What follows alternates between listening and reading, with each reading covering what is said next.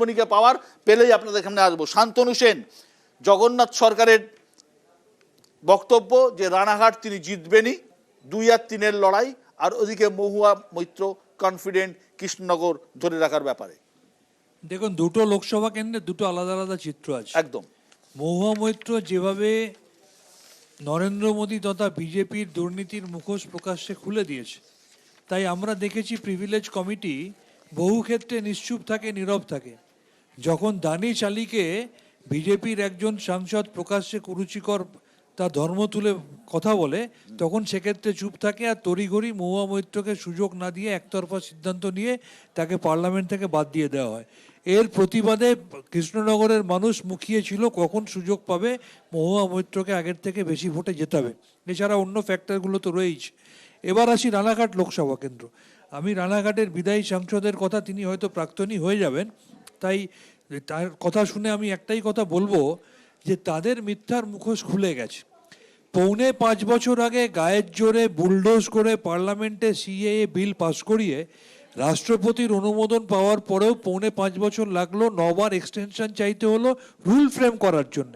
নির্বাচনের আগে চটকদারি। ভারতবর্ষের সংবিধান ধর্মের ভিত্তিতে নাগরিকত্ব দেওয়ার কথা বলে না। সিএতে অ্যাপ্লাই করে যদি আপনার অ্যাপ্লিকেশন বাতিল হয়, যদি আপনি বাবা মায়ের পৈতৃক পিতৃ পরিচয় বা মাতৃ পরিচয়ের কাগজ না দিতে পারেন, তাহলে আপনার স্থানটা কোথায় হবে? 19 লক্ষ বাঙালি হিন্দু আসামে কিভাবে পচে মরেছে আমরা দেখেছি, দেশের মানুষ দেখেছে। আর যদি এতই তাদের বড় বড় কথা হবে, তাহলে বিজেপির মন্ত্রী শান্তনু ঠাকুর, যিনি প্রথমে বলেছিলেন যে আমি নিজে অ্যাপ্লাই করব, তিনি কেন অ্যাপ্লাই করলেন না? অ্যাপ্লিকেশন করার পরে তিনি যদি বাতিল হন, তার মানে তিনি নাগরিক নন। তাহলে তিনি যদি নাগরিক না হন, তাহলে তিনি মন্ত্রী ছিলেন কি করে, বা তার মন্ত্রিসভায় নরেন্দ্র মোদী প্রধানমন্ত্রী ছিলেন? অধ্যুষিত এলাকা, উদ্বাস্তু অধ্যুষিত এলাকা, আপনারা জিততে পারবেন বলছেন? 200% জিততে পারবো, 200% জিততে পারবো। বিজেপি লাস্ট পর্যন্ত নোংরা খেলা খেলে পরিবারের মধ্যে রাজনীতি নিয়ে, আর একজন এই মারবো এখানে লাস্ট পর্বে শ্মশানে যে বলে, সে যেখানে যায় সেখানে আরো বেশি করে তৃণমূল যেতে, তাকে নিয়ে পারিবারিক বিবাদ ঘটিয়ে ভেবেছিল রাজনৈতিক ফয়দা তুলবে। বাংলার মাটি এই সংস্কৃতিকে সমর্থন করে না। রানাঘাটে মুকুটমণির অধিকারী জয় শুধু সময়ের অপেক্ষা। এখন অনেকে অনেক ঘাটের জল খায়। তৃণমূল কংগ্রেস যে রানাঘাটে জল শুধু খাবে না, ওই জলে হাবুডুবু খাবে, সেটা দেখা যাচ্ছে তখনই যখন রানাঘাটে এরা প্রার্থী খুঁজে পায়নি। এরা বিজেপি থেকে প্রার্থী ভাঙিয়ে নিয়ে গিয়ে দাঁড় করাতে হয়েছে। রানাঘাটে এদের এমন অবস্থা, এবং সেটার পেছনে একটাই উদ্দেশ্য ছিল, সেটা হচ্ছে টার্গেট টু মতুয়া ভোট। এবং মতুয়ারা তো আজকে খুশি যে সিএ এসেছে, এটা তো লোককে হচ্ছে স্বীকৃতি দেওয়ার একটা আইন। এরা দিতেও পারবে না, আর কাউকে সম্মানও জানানোর ক্ষমতা নেই, শুধু বাধা দেওয়াটাই হচ্ছে এদের উদ্দেশ্য। কাউকে তো দেশ থেকে বার করার জন্য এটা আইন নয়। ফলে ওখানে রানাঘাটে যা ছিল তার থেকে ভোটের পরিমাণ আরও বাড়বে, এটা নিয়ে কোনো সন্দেহের অবকাশ নেই। কিন্তু আমি আপনার প্রশংসা না করে পাচ্ছি না বিশ্বদা। আপনার এই যে পুরো ইন্টারভিউ, ইম্পর্টেন্ট ইন্টারভিউ মহুয়া দেবীকে করলেন, তাতে তার বিরুদ্ধে একাধিক অভিযোগ, তিনি আন্ডার ইনভেস্টিগেশন রয়েছেন, এসব সব সেকেন্ডারি হয়ে গেছে। মূল বিষয় হয়েছে শুধু একটা নাম, সেটা হচ্ছে রিজবানুর রহমান, তার ভাইয়ের নাম তিনি ওখানে করেছেন। আপনি যখন গোষ্ঠীদ্বন্দ্বের প্রসঙ্গ তুলেছেন, আমি বারবার বলতে চাই যে হঠাৎ করে তিনি ওই বিধায়কের নাম কেন বললেন? আপনি গোষ্ঠীদ্বন্দ্ব করার পর তিনি বললেন কেন যে তাকে নিয়ে একসাথে হাঁটতে হয়েছে? কারণ তৃণমূলই চায় না যে মহুয়া মৈত্র, নদিয়ার তৃণমূল, কৃষ্ণনগরের তৃণমূল চায় না যে মহুয়া মৈত্র ওখানে জিতুন। ফলে এটা তৃণমূল কংগ্রেসকে ভাবতে হবে। শুধুমাত্র দেশ বিরোধিতা উনি করেছেন এমনটা নয়, ওখানে দলের বিরোধিতা করেছেন। ইভেন লাস্ট লাইন বিশ্বদা, এটা আপনার জন্য একটা লাইন বলছি, আপনার জন্য। আপনি অন্তত 2 পয়সা সাংবাদিকের মতো আচরণ করেন না, এটা আমি ব্যক্তিগতভাবে জানি। উনি ভারতীয় জনতা পার্টি গোষ্ঠীদ্বন্দ্বে জেরবার হয়ে গেছে, তাদের রাজ্য সভাপতির ছবির ওপরে তাদের ক্যাডাররা লাথি মেরে উল্লাস করে, যাদের কেন্দ্রীয় মন্ত্রীকে ঘরে আটকে রেখে দেয়, যাদের প্রার্থীর সামনে তার ক্যাডাররা একে অপরকে লাথি মারে। কেতুগ্রামে কাল খুন হয়েছে না শান্তনুদা? তাদের আপনাদের গোষ্ঠীদ্বন্দ্বে কাল বোধহয় খুন হয়েছে কেতুগ্রামের রাত্রে। জেরবার হয়ে এমন জায়গায় দল নেই, ওটা কোন দল হয়েছে? বাংলায় বিজেপিকে প্রতিষ্ঠা করেছিলেন। কৃষ্ণনগরে আপনাদের চাপ দিতে হবে না, মানুষ আপনাদের চায় না, দলও মহাদেবীকে চান না। সুতরাং তৃণমূল কংগ্রেস একটা ঐক্যবদ্ধ পরিবার, এ নিয়ে কোনো দ্বিমত নেই। আর বিজেপি নিজেরাই গোষ্ঠীদ্বন্দ্বে জেরবার হতে হতে সিপিএম শূন্য, কংগ্রেস শূন্য, আগামী দিনে বিজেপি মহাশূন্যের দিকে এগিয়ে যাবে। যতদিন তৃণমূল কংগ্রেস আছে ততদিন বিজেপি এখানে শুনতে হবে না, আমরা কংগ্রেসের তার দায়িত্ব না, নিয়ে। নদিয়াতে কংগ্রেসের কিন্তু সেই নেই। আমি বলছি যখন মহুয়া মৈত্রের কন্ট্রোভার্সিটা সামনে এলো তখন তৃণমূলও কিন্তু পাশে দাঁড়ায়নি, দাঁড়িয়েছিল সমস্ত ভারতবর্ষের যত অন্য দলগুলো আছে কংগ্রেস থেকে আরম্ভ করে সবাই দাঁড়িয়েছিল, তখন তৃণমূল কংগ্রেস দাঁড়ায়নি, এটা মনে করিয়ে দিলাম।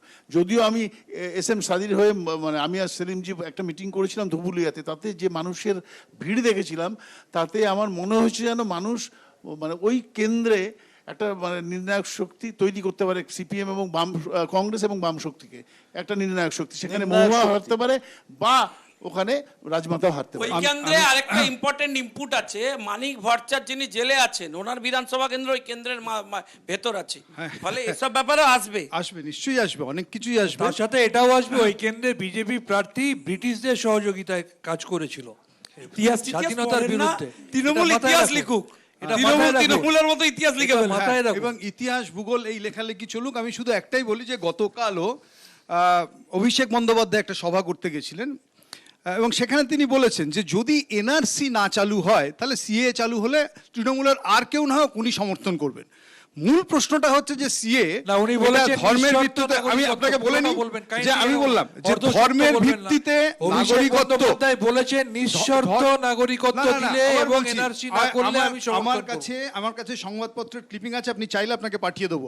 ইম্পর্টেন্ট পার্ট হচ্ছে যে নিঃশর্ত উনি বলেছেন যে এনআরসি যদি চালু না হয় তাহলে সিএ তো ওনার আপত্তি নেই। আমার পয়েন্ট হচ্ছে এটাই, আমি বললাম যে এরকম অর্ধেক মানে জলে গলা ডুবিয়ে হচ্ছে যে অসত্য কথা বলার তো দরকার হয় না।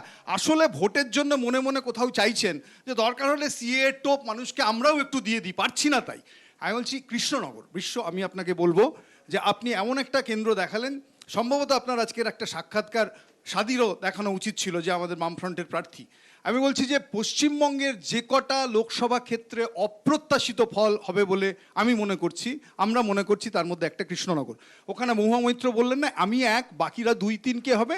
আমি বলছি যে উনি এক হবেন না অন্য কেউ এক হবেন না 2 হবেন, এই প্রশ্ন পুরোটাই অমীমাংসিত আছে। কৃষ্ণনগরে যে ভোট হয়েছে আজকে সারাদিন ভোট লুটের চেষ্টা বুথে বুথে তারা যেভাবে করেছেন এবং মানুষ যে প্রতিরোধের মেজাজে ভোটটা দিয়েছে এবং বিশেষত আমাদের ক্যান্ডিডেট সে যেভাবে ওখানে ভোটটা করিয়েছেন আজকের, আমি বলে এতে মানুষ নির্ভয়ে ভোট দিয়েছেন। এবং আবার বলছি রিসার্জেন্স অফ লেফট, আমি বলছি এটাই আপনি দেখতে পাবেন যে কৃষ্ণনগর এর একটা উদাহরণ থাকে। তেহট্টকে বামেদের খুব মার মেরেছে, হ্যাঁ। মাথা ফাতা ফাটিয়ে দিয়েছে তৃণমূলের এই ছেলেরা। এই যে শঙ্কু, এই যে নির্ণায়ক শক্তি বলছেন দুজনেই কংগ্রেস এবং বাম, 1 নম্বর। 2 হচ্ছে যে ওখানে যদি সাদি ভোট কাটেন, সাদি মাইনরিটি ভোট কাটলে তৃণমূলের কাটবেন, আর সাদি যদি লেফট এবং কংগ্রেসের ভোট কাটেন, যেটা অরিজিনাল লেফট কংগ্রেসের ভোট, তাহলে কিন্তু বিজেপির ভোট কাটবেন।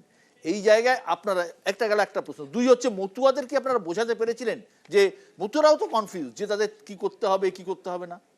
দেখুন, মতুয়ারা কনফিউজ নন, আমাদের একাধিক মতুয়া প্রার্থী আছেন। মতুয়াদের ব্যাপারে আমরা কনফিডেন্ট শুধু না, আমরা ওভার কনফিডেন্ট। কিন্তু আমি আপনাকে আপনার দ্বিতীয় প্রশ্নে বা প্রথম প্রশ্নে নির্দিষ্ট করে বলবো যে ওদের ক্যান্ডিডেটের ভূমিকা ওখানে অপরিসীম। কারণ আপনাকে মনে রাখতে হবে যে ক্যান্ডিডেট যথেষ্ট ভালো, এ নিয়ে কোনো অস্বীকার করার জায়গা নেই। কিন্তু আপনাকে মনে রাখতে হবে যে তৃণমূল কংগ্রেসের যে মাইনরিটির লড়াই কৃষ্ণনগরে আছে সেটা ওভারলুক করলে চলবে না। রুকবানুর রহমানকে হারানোর জন্য জেবের বলে একজন ক্যান্ডিডেটকে মহুয়া মৈত্র প্রজেক্ট করে দিয়েছিলেন, 60,000 ভোট ডিফারেন্সেস ছিল এবং সেই জেবেরকে আবার নিয়ে এসে উনি দলে যোগ করিয়েছেন। তাই যখনই আপনি মোস্ট ইম্পর্টেন্ট প্রশ্ন ওনাকে করেছেন তখন প্রথম ওনার মনে রুকবানুর রহমান এসেছে। ফলে এখানে অনেক কিছু হওয়া বাকি আছে। বুঝলাম। সুমন ভট্টাচার্য।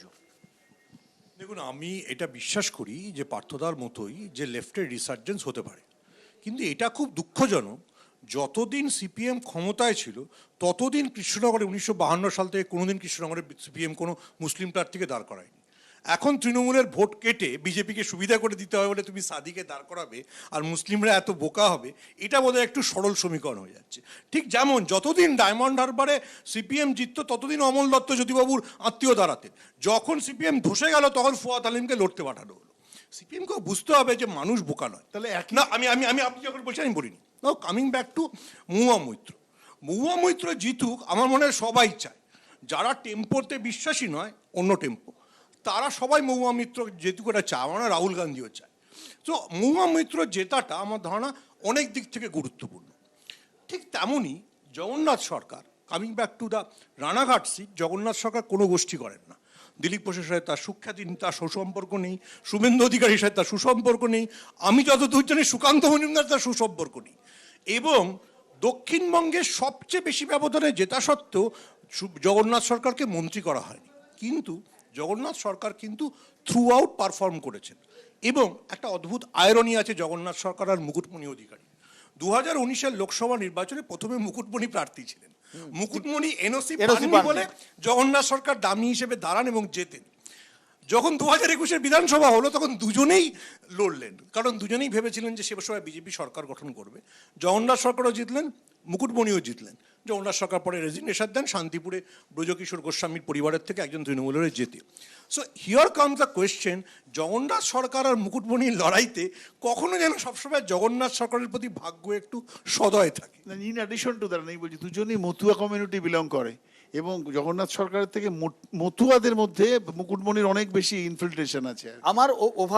আমার ওভারঅল নদিয়া যা মনে হচ্ছে, আমি যতটুকু ঘুরেছি বা দেখেছি, এক, রানাঘাটে জগন্নাথ সরকার অনেকটাই মানে অ্যাডভান্টেজ মানে জায়গায় সংগঠক আরএসএস এর একদম। সঙ্গে যুক্ত উনি, মানে উনি অন্য কোনো কিছুর উপর বিশ্বাস করেন না, নিজের আরএসএস এর উপর দাঁড় করিয়ে ভোট। যেহেতু প্রায় 2 লক্ষ ভোট এবং 1 লক্ষ ভোটে 2021-এও এগিয়ে আছেন, কিছুটা হলেও অ্যাডভান্টেজ জগন্নাথ রয়েছে, এ নিয়ে কোনো সন্দেহ নেই, এবং মতুয়া ভোট একটা বড় ফ্যাক্টর।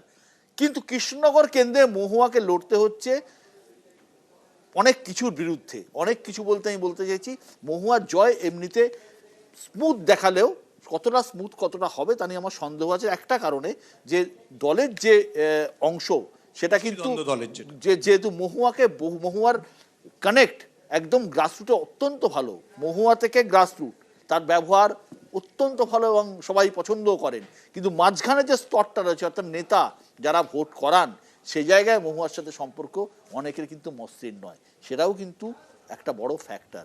আপনাদের অনেক অনেক ধন্যবাদ আজকে সোজা সাপটায় আসার জন্য। ভালো থাকবেন, সুস্থ থাকবেন, দেখতে থাকুন নিউজ 18 বাংলা।